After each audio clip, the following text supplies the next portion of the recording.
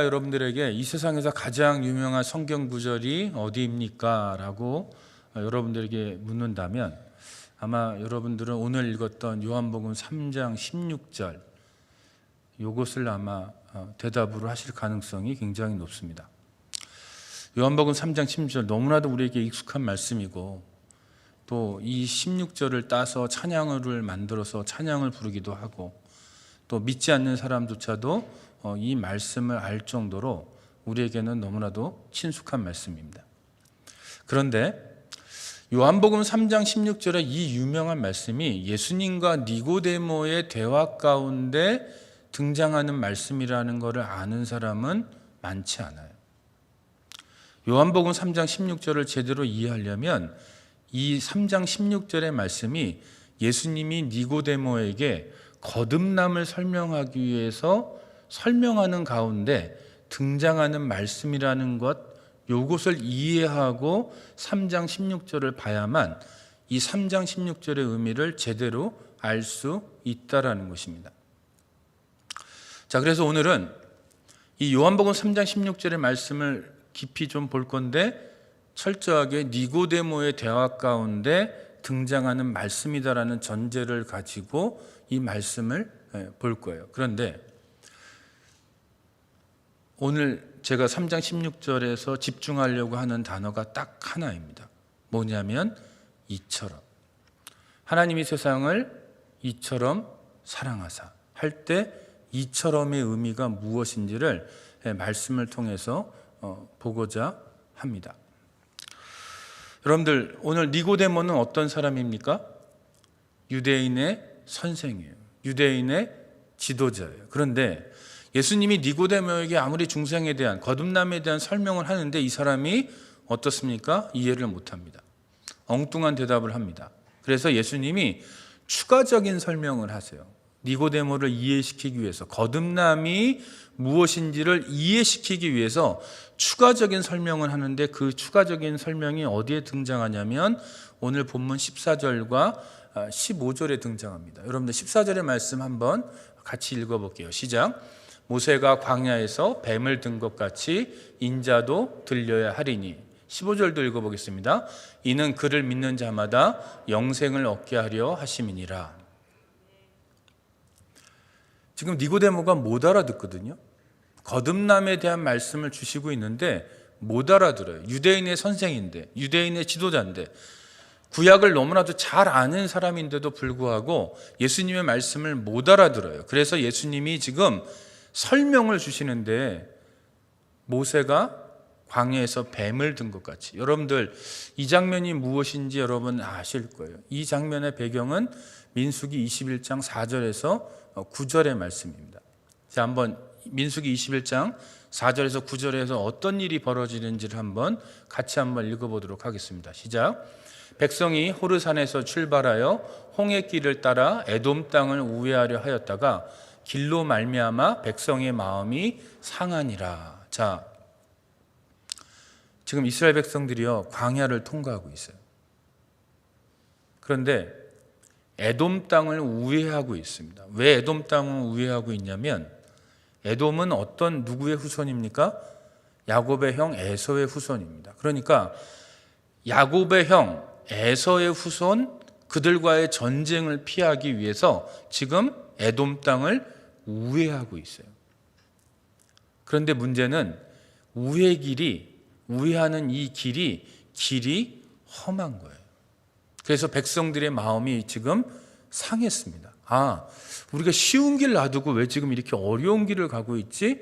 지금 마음이 상했어요. 그래서 그 다음 장면 같이 읽어보겠습니다. 백성이 하나님과 모세를 향하여 원망하되 어찌하여 우리를 애굽에서 인도해 내어 이 광야에서 죽게 하는가? 이곳에는 먹을 것도 없고 물도 없도다. 우리 마음이 이 하찮은 음식을 싫어하노라 하며. 자, 원망의 정도가 어때요? 왜 애굽에서 우리를 이끌어냈냐라는 거예요. 이 고생을 시키려고 우리를 애굽에서 이끌어냈어라고 지금 모세에게만 원망하는 게 아니고 하나님과 모세를 향하여 원망하고 있어요. 자, 그 다음에 읽어보십시오. 시작. 여호와께서 불뱀들을 백성 중에 보내어 백성을 물게 하심으로 이스라엘 백성 중에 죽은 자가 많은지라. 자, 하나님과 모세를 원망하는 이 장면 가운데 하나님이 무엇을 하시냐면 불뱀들을 보냈어요. 사막에 있는 독사들을 보내셨다는 얘기예요.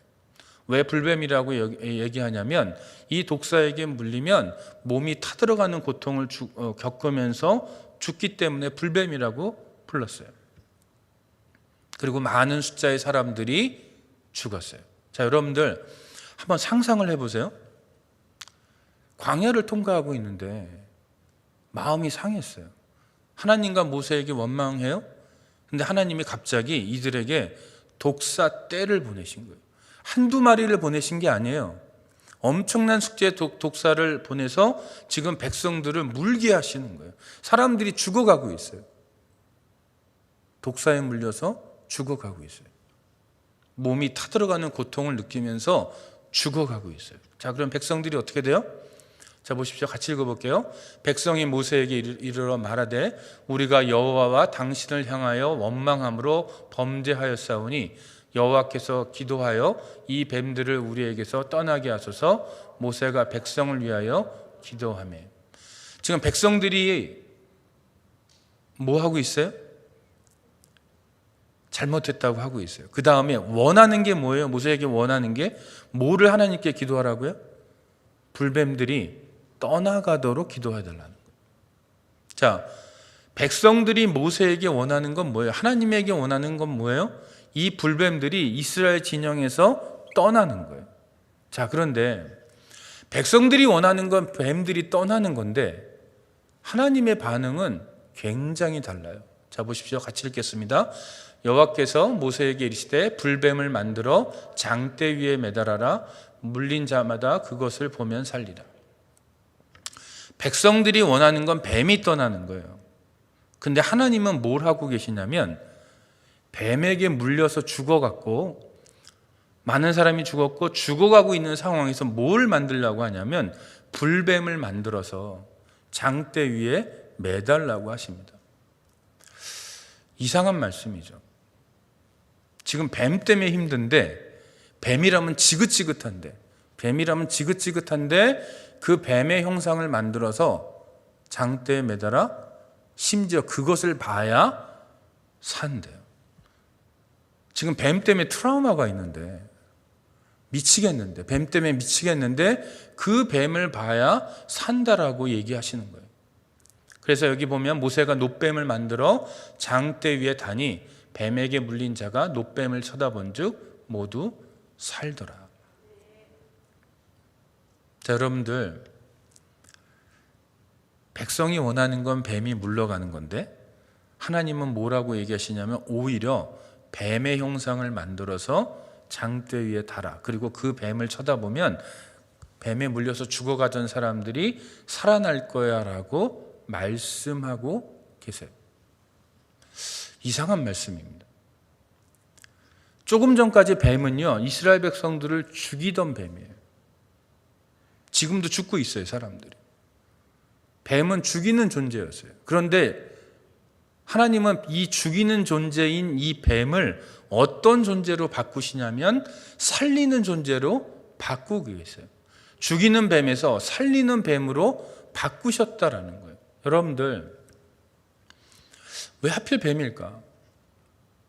우리가 창세기로 가보면요 뱀은 어떤 존재예요? 하와로 하여금 선악과를 먹게 만든 존재예요. 인류에게 원흉이에요. 죄의 원흉이에요. 죄의 원조예요. 사단이에요. 말 그대로 사단이에요. 그런데 이 뱀을 형상으로 만들어서 쳐다보라는 거예요. 자, 우리가 아는 것처럼 이 뱀이라는 존재 너무나도 간교하죠. 레위기 11장에 보면 정결한 동물, 그러니까 거룩한 동물, 부정한 동물 이렇게 나눕니다. 그런데 그때 등장하는 뱀은 뭐냐? 배로 땅을 기어다니는 모든 동물들은 하나님 앞에 부정하다라고 그랬어요. 그리고 뱀은 그 부정한 동물들의 가장 우두머리예요. 가장 대표격이에요. 그러니까 뱀이란 존재는 뭐냐? 살리는 존재가 될 수 없는 존재예요. 부정한 존재, 하나님 앞에 저주받은 존재.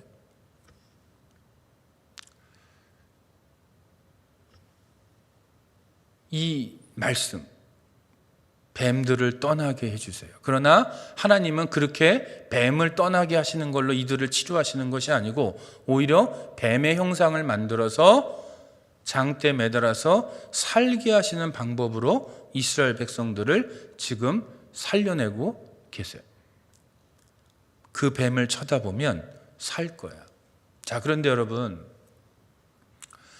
창세기에 가보면 우리가 아는 것처럼 아담과 하와가 선악과를 먹고 하나님 앞에 저주를 받아요. 근데 거기서 뱀도 저주를 받아요. 자, 여러분들 3장 14절, 창세기 3장 14절의 말씀입니다. 천천히 한번 읽어볼게요. 시작. 여호와 하나님이 뱀에게 이르시되 내가 이렇게 하였으니 내가 모든 가축과 들의 모든 짐승보다 더욱 저주를 받아 배로 다니고 살아있는 동안 흙을 먹을지니라. 자, 모든 가축과 들의 모든 짐승보다 더욱 저주를 받아. 자, 뱀은 어떤 존재예요? 이 세상에서 모든 동물들 중에 가장 저주를 받은 존재예요. 자, 그러면 여러분 보세요. 지금 이스라엘 백성들이요, 하나님을 원망하다 불뱀들에게 물려 죽었어요. 죽어가고 있어요. 피해서 도망 다니고 있어요. 비명 지르고 있어요. 자, 그러면 하나님 앞에 이 저주받은 존재에게 물린 존재는 어떻게 돼요? 부정한 동물에게 물렸어요. 그러면 그 사람은 어떻게 돼요? 부정해지는 거예요. 하나님의 나라로부터 멀어지는 거예요. 자, 그러면 불뱀에 물린 이 이스라엘 백성들, 죽어간 사람들, 이 사람들은 단순히 뱀의 독에 의해서 죽고 끝나는 걸로 끝나는 게 아니고 어떻게 돼요? 하나님의 저주 가운데 있게 된다는 얘기예요. 왜? 뱀은 하나님으로부터 저주받은 존재니까. 자, 그런데 여기에 기가 막힌 말씀이 나옵니다. 자, 창세기 3장 15절, 우리가 너무나도 잘 아는 말씀이죠. 같이 한번 읽겠습니다. 내가 너로 여자와 원수가 되게 하고 내 후손도 여자의 후손과 원수가 되게 하리니 여자의 후손은 내 머리를 상하게 할 것이요 너는 그의 발꿈치를 상하게 할 것이니라 하시고. 여자의 후손과 원수가 되게 하신대. 근데 그 여자의 후손이 우리 누군지 알죠? 예수님이에요. 그런데 여자의 후손의 뒤꿈치를 이 뱀이 물어요. 그걸로 끝나는 게 아니고 여자의 후손은 이 뱀의 머리를 상하게 한대요. 자, 그러면 여러분, 아까 제가 불뱀에게 물린 이 이스라엘 백성들, 하나님 앞에 저주받은 이 생명체에게 물린 이 백성들은 단순히 도구로 끝나는 것이 아니고 이 하나님의 그 부정함, 쉽게 말하면 부정한 짐승에 물린 그 부정함을 받게 되고 하나님의 저주받은 백성 가운데 들어가는 것처럼 된다고 말씀드렸어요. 자, 그러면 이 창세기 3장 15절에 있는 말씀처럼 여자의 후손의 뒤꿈치를 이 뱀이 물어요. 하나님 앞에 지독한 저주를 받은, 다시 말해서 모든 동물들 가운데 가장 저주받은 이 뱀이 예수님의 뒤꿈치를 물었다고 생각해봐요. 그럼 예수님은 어떤 존재가 돼요? 광야에서 불뱀에게 물려 죽어서 또 그 저주받은 뱀에게 물려서 하나님 나라로부터 멀어진 그 저주받은 백성들처럼 예수님이 어떤 존재가 되는 거냐면 말 그대로 하나님 앞에 저주받은 존재가 되는 거예요. 왜? 뒤꿈치를 물렸으니까. 그러나 여기서 끝나는 게 아니고 예수님은 십자가에 올라가실 때 어떤 존재로 올라가시는 거냐면 뱀에게 뒤꿈치를 물린 존재로 십자가에 올라가신 거예요. 저주받은 자로 올라가신 거예요. 그런데 그 저주받은 것으로 끝나는 것이 아니고 뱀의 머리를 상하게 하는 것으로 십자가 사건이 끝난다라는 거예요. 이것이 이 창세기 3장에 있는 말씀, 그리고 민수기 21장에서 우리에게 던져주는 메시지예요. 그런데 예수님이 니고데모에게 자신을 뭐로 비유하세요? 자신을 놋뱀으로 비유하세요. 근데 어떤 놋뱀이요? 나무에 달린 놋뱀. 여러분, 나무에 달린 놋뱀이라는 이미지를 한번 생각해 보세요. 이것은 최악의 조합이에요. 최악의 조합. 왜냐하면 자, 신명기 말씀에 의하면 나무에 달린 자는 어떤 자예요? 하나님 앞에 저주받은 자예요. 나무에 달린 자가 왜 하나님 앞에 저주받은 자냐면 극악무도한 죄인이 나무에 달려요. 나무에 달렸다는 얘기는 뭐예요? 다 드러났다는 얘기예요. 숨길 수 없다는 얘기예요. 피할 수 없다는 얘기예요. 누구의 도움도 받을 수 없다는 얘기예요. 그만큼 극악무도한 죄를 지었다는 거고, 그래서 나무에 달린 자는 하나님의 저주를 받은 자가 그 위에 올라가는 거예요. 그런데 그 위에 어떤 모양으로 달려요? 뱀의 모양으로 달려요. 나무에 달린 것 자체도 저주받은 건데, 하나님 앞에 아까 창세기 3장 14절에 있는 말씀처럼 이 세상에 있는 모든 동물들 가운데 가장 저주받은 모양으로 십자가 위에 달리는 거예요. 그러니까 나무 위에 달린 놋뱀은 이 세상 가운데 가장 저주받은 존재로 달리는 거예요. 예수님이 극단적으로 말하면 예수님은 십자가에서 어떤 존재로 달리는 거냐면 뱀으로 달리는 거예요. 이 말씀이 여러분들에게 어떻게 다가올지 모르겠어요. 예수님이 자신을 지금 놋뱀에 비유하고 계시고 장대 위에 달린 놋뱀, 그것이 예수님인데, 그것이 예수님을 상징하는데, 예수님이 십자가에 달리신 모습이 단순히 인류의 죄를 지고 그냥 십자가 형벌을, 하나님의 아들로서 형벌을 당하시기보다는 그거에서 더 나아가서 어떤 모양으로 예수님이 십자가에 지금 달려 계신 거냐면 뱀의 모습으로 십자가 위에 달려 계시다라는 거예요. 자, 그러면 하나님이 세상을 이처럼 사랑하사, 하나님이 세상을 이처럼 사랑하사, 이처럼 사랑하셨다라는 건 뭐냐면 하나님이 예수님을 모로 여기실 정도로 인류의 죄의 원흉이고 사단이고 죄의 근본인 그 뱀으로 여기실 정도로 예수님을 저주하셨고, 그 저주하실 정도로 세상을 사랑하셨다라는 거예요. 예수님이 이 십자가에서 지신 저주는 단순히 그냥 우리가 생각하는 막연한 그런 저주가 아니에요. 우리가 생각하는 것보다 훨씬 더 심각한 저주예요. 그래서 갈라디아서 3장 13절에 이런 말씀이 있습니다. 같이 한번 읽어보겠습니다. 그리스도께서 우리를 위하여 저주를 받은 바 되사 율법의 저주에서 우리를 속량하셨으니 기록된 바 나무에 달린 자마다 저주 아래 있는 자라 하였습니다. 그리스도께서 우리를 위하여 저주를 받은 바 되사, 근데 이 저주가 어떤 저주냐면 성자 하나님이에요. 여러분, 어떤 존재가 되는 거예요? 죄의 기원인 사단이 되는 거예요. 어떤 저주냐면 하나님 아버지와 삼위일체 가운데 영원한 그 결속, 그 교제를 누리시던 그 예수님이 그 삼위일체에서 떨어져 나오셔서 뭐가 되시는 거냐면 뱀이 되시는 거예요. 그 정도로 저주를 받아서 십자가에 달리시는 거예요. 다시 말해서 하나님 아버지는 예수님을 더 이상 십자가 위에 있는 예수님을 뭐로 여기시냐면 자신의 사랑하는 아들로 여기시는 것이 아니고 이 세상 가운데 죄를 가져온 하와를 유혹했던 그 뱀으로 여기시면서 예수님을 십자가 위에서 죽이셨다라는 거예요. 그리고 그 고통을 예수님은 뭐라고 표현하냐면 이렇게 표현하세요. 자, 마가복음 15장 34절에 있는 말씀입니다. 같이 한번 읽겠습니다. 제9시에 예수께서 크게 소리 지르시되 엘리 엘리 라마 사박다니 하시니 이를 번역하면 나의 하나님 어찌하여 나를 버리셨나이까 하는 뜻이라.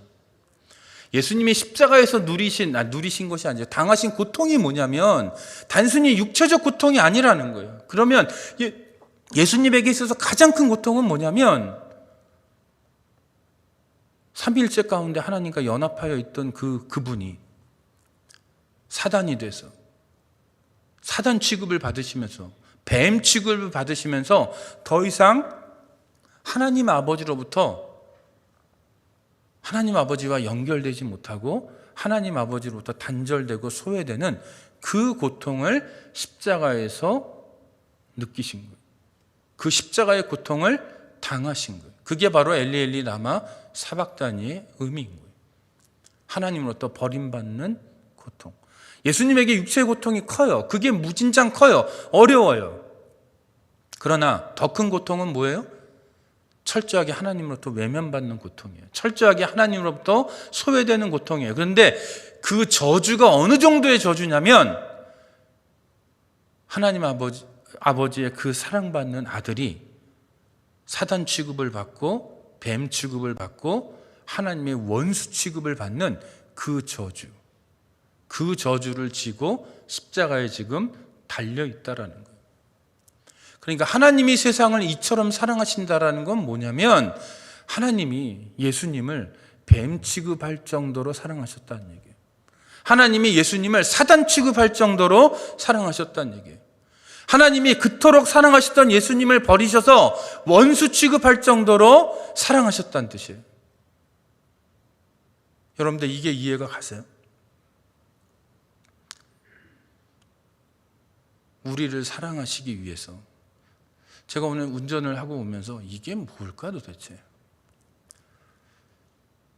하나님의 사랑이 뭘까? 그냥 쉬운 비유를 한번 생각해 봤어요. 운전하면서 옆집에요 정말 못난 애가 하나 있어요. 옆집에 정말 못난 아이가 하나 있어요. 근데 그 옆집에 사는 아버지가 자기의 정말 잘난 아들, 너무나도 사랑스럽고 모든 면에 완벽한 아들.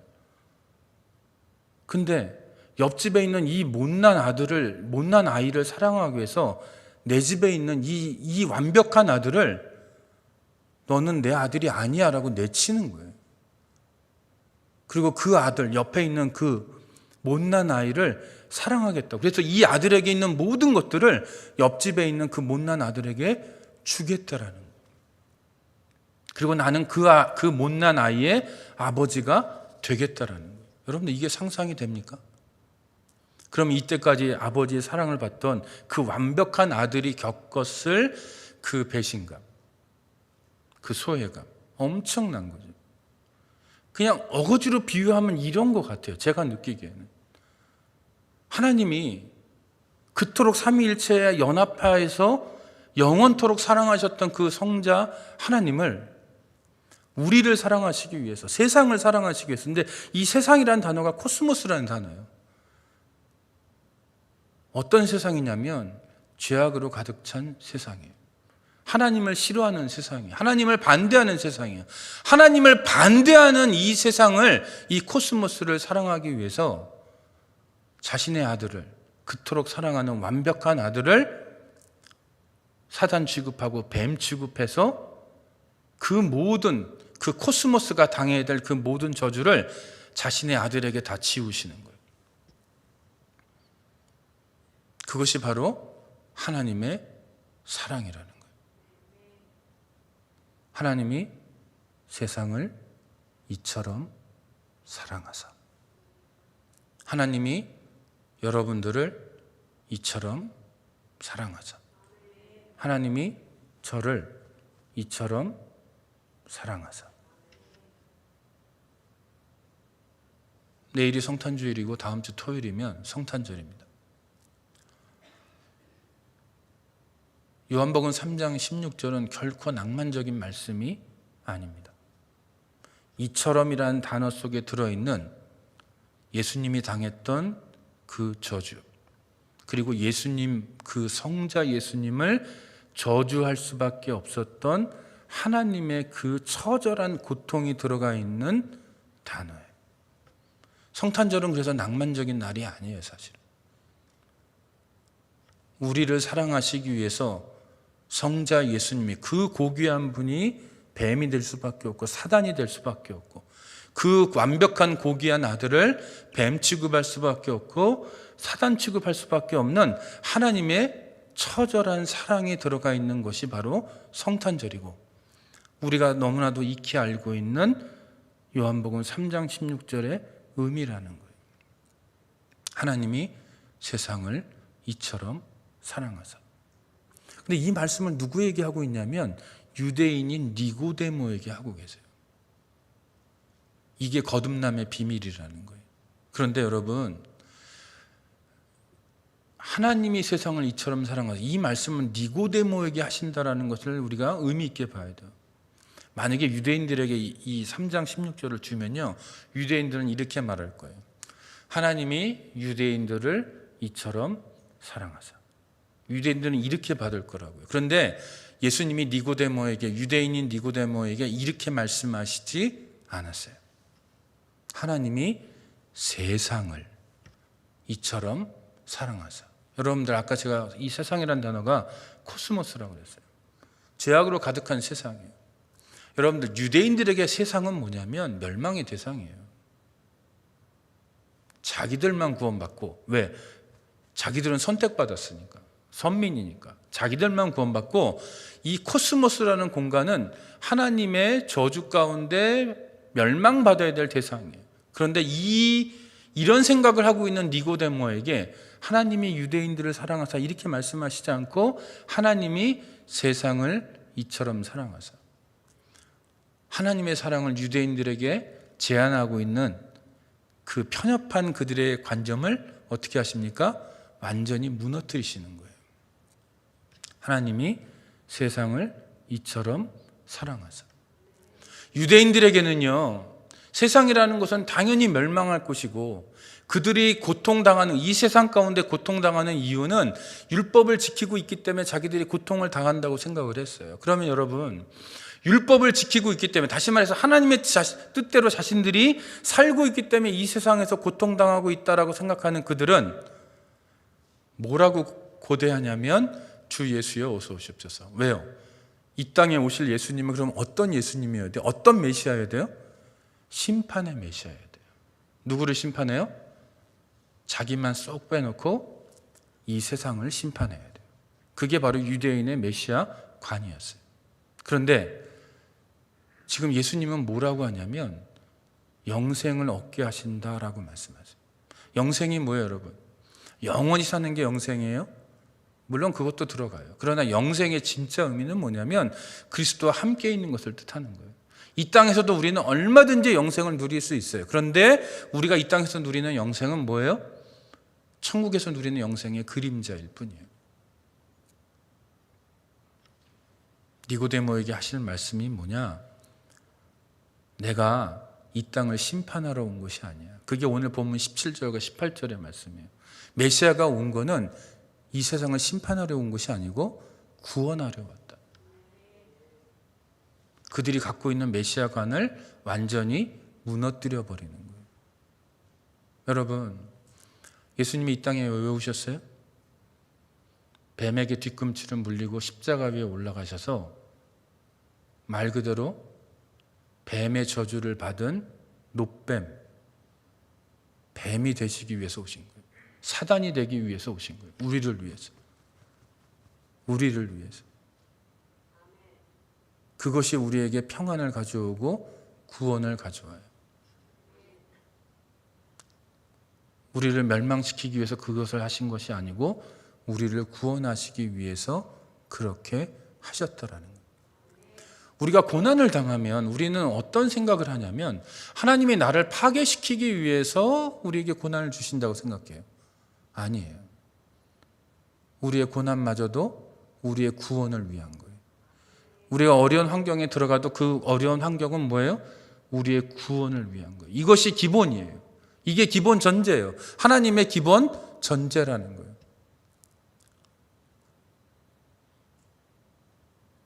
요한복음 3장 16절의 의미가 여러분들의 삶에, 여러분들의 마음에 깊이 들어갈 수 있기를 바라요. 자, 민수기 사건으로 한번 다시 돌아가 보면 뱀을 쳐다본 사람만 구원받았어요. 맞죠? 노뱀을 쳐다본 사람들만 구원받았어요. 만약에 누군가 난 뱀에 대한 트라우마가 있어서 지금 뱀 쳐다보기 싫은데, 나 지금 뱀한테 조금 전에 물려가지고, 혹은 조금 전에 내 아버지가 뱀한테 물려 죽는 것을 봤기 때문에, 조금 전에 내 자식이 뱀에게 물려 죽는 것을 봤기 때문에 내 안에 트라우마가 있어서 난 더 이상 뱀을 보기 싫은데 라고 했다면, 그래서 그 뱀을 보지 않았다면 그 사람은 어떻게 돼요? 그냥 죽는 거예요. 왜 하필 뱀이어야 돼요? 모양이 마음에 안 들어요. 색깔이 마음에 안 들어요. 저 디자인이 마음에 안 들어요. 고개를 왜 들어야 돼요? 이렇게 했다면 그 사람은 그냥 죽는 거예요. 마찬가지로 노뱀처럼 들리신 예수님을 바라봐야 중생이 오는데, 거듭남이 오는데 왜 예수만 믿어야 돼? 좀 다른 더 좀 세련되고 좋은 것 좀 주지 왜 예수만 믿어야 돼? 난 싫어. 십자가에 달린 예수를 바라보기 싫어. 그러면 그냥 죽는 거예요. 우리의 거듭남은 철저하게 뭐에 제한되냐면 십자가에 달리신 예수를 바라보는 걸로 제한되는 거예요. 노뱀을 바라본 사람만 구원받은 것처럼 예수를 바라본 사람만 구원을 받는다라는 거예요. 다른 대안이 없다라는 거예요. 그래서 오늘 말씀을 다시 한번 볼게요. 모세가 광야에서 뱀을 든 것 같이 인자도 들려야 하리니. 여기서 들려야 한다는 건 십자가에 못 박힌다는 뜻이고, 어떤 모양으로 못 박히는 거냐면 노뱀의 모양으로 못 박히신다라는 거예요. 이는 저를 믿는 자마다 영생을 얻게 하려 하심이니라. 이어서 하나님이 세상을 이처럼 사랑하사 독생자를 주셨으니 이는 저를 믿는 자마다 멸망치 않고 영생을 얻게 하려 하심이니라. 이것에 있어서 다른 이름이 없다라는 거예요. 다른 대안이 없다라는 거예요. 그래서 사도행전 4장 12절에 이렇게 말씀합니다. 같이 읽겠습니다. 시작. 다른 이로서는 구원을 얻을 수 없나니 천하 인간이 구원을 얻을 만한 다른 이름을 우리에게 주신 일이 없음이니라 하였더라.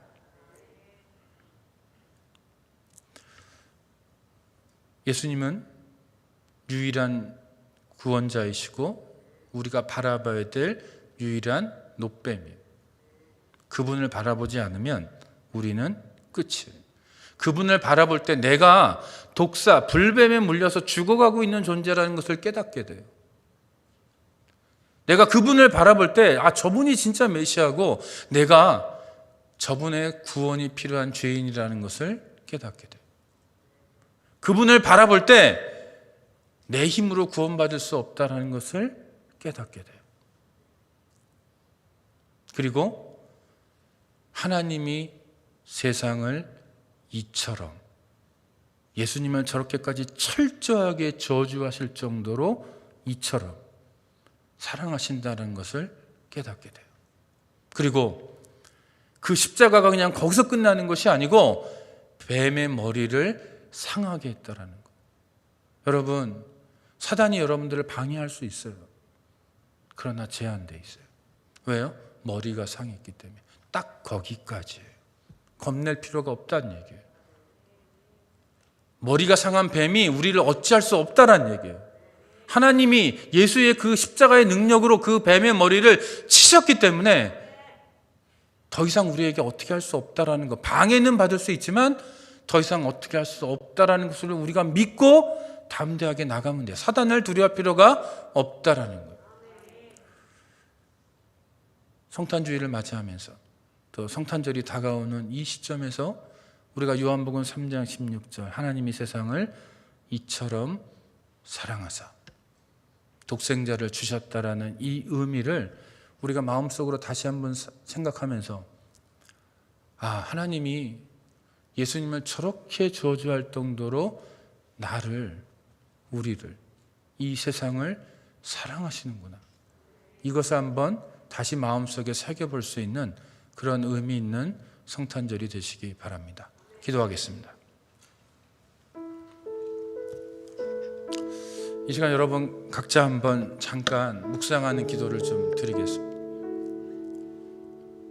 하나님이 세상을 이처럼 사랑하사. 저는 솔직히 지금 여러분들 앞에서 이 본문을 갖고 설교했지만 아직도 이 본문이 잘 이해가 안 가요. 도대체 내가 뭐길래 하나님이 나를 이처럼 사랑하실까? 그 사랑하는 예수를 그토록 저주할 정도로 삼위일체 가운데 영원전부터 서로 사랑하셨고 하나로 존재하셨던 그 예수님을 저주하면서 버릴 정도로, 뱀으로 여길 정도로, 사단으로 여길 정도로, 그토록 저주할 정도로 우리를 사랑하시는 그 사랑. 도대체 우리가 뭐길래, 내가 뭐길래 하나님이 우리를 이렇게 사랑하실까? 나를 이렇게 사랑하실까? 이건 사실 말이 안 되는 거예요. 정말 말이 안 되는 거예요. 근데 이 말이 안 되는 이 지독한 사랑을 하나님이 우리들에게 이미 주셨다라는 거예요.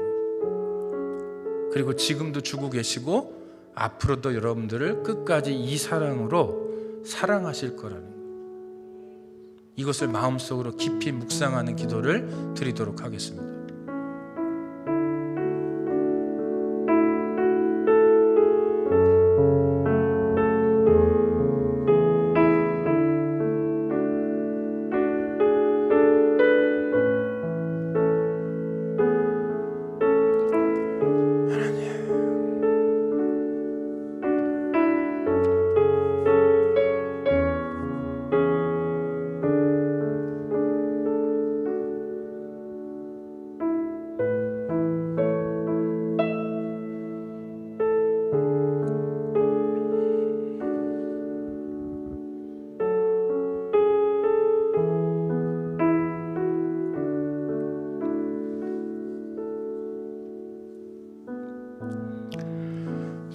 하나님, 우리를 이렇게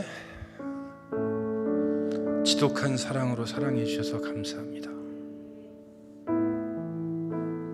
이 사랑에 감격하고 감사하는 우리가 되기를 원합니다. 날마다 이 사랑을 찬양하고 날마다 이 사랑 속에 감격하고 날마다 이 사랑을 목 놓아 외칠 수 있는 저희들이 되도록 인도하여 주시옵소서. 예수님의 이름으로 기도합니다. 아멘.